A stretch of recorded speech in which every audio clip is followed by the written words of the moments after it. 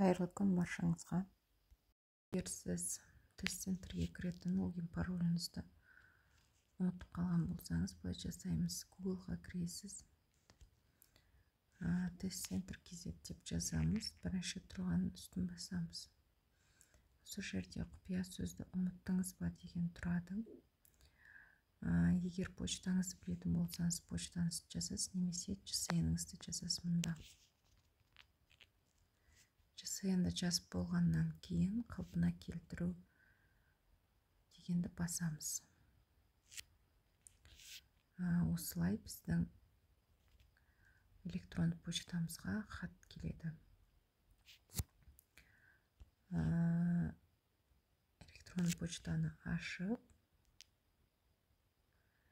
мына жерде спросит пароль деген тұрады, соны басамыз.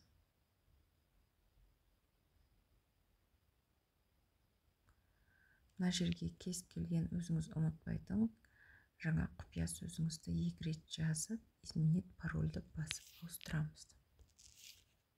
Құпия сөзді жазып болып, изменить пароль басамыз.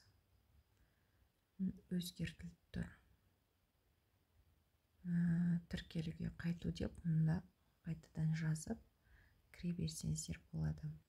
Ал егер сіздің почтаңызда белгісіз болатын болса, онда маған хабарласыңыз.